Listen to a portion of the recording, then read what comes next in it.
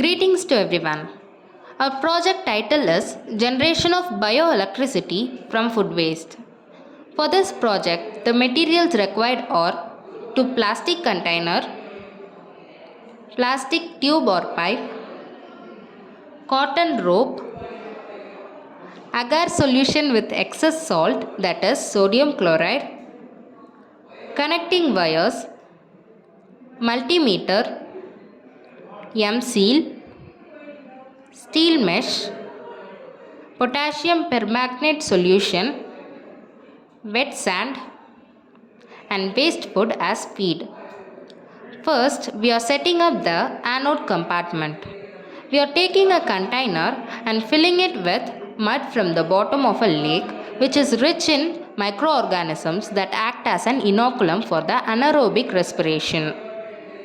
In this container, waste food, that is rice, potato, and several other organic matter are grinded into a paste and put inside the container as a feed. Then steel mesh is taken and connected with the connecting wires and inserted into the container, which acts as an electrode for the anode compartment. 2 holes, one at the bottom of the container for the connecting wire and one at the side of the container for connecting the salt bridge, are made. Secondly, we are preparing the salt bridge.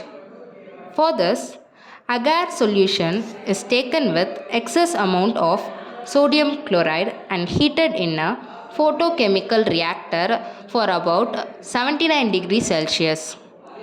The solution prepared is now filled into the plastic pipe or tube and with a cotton rope and inserted between the 2 containers.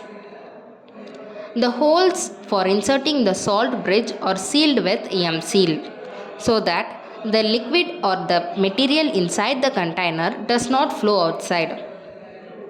Now, lastly, we are setting up the cathode compartment.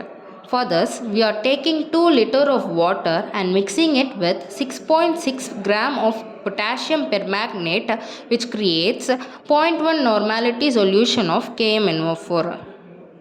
It is filled into the cathode compartment and the steel mesh with the connecting wires is inserted into this compartment, which acts as an electrode.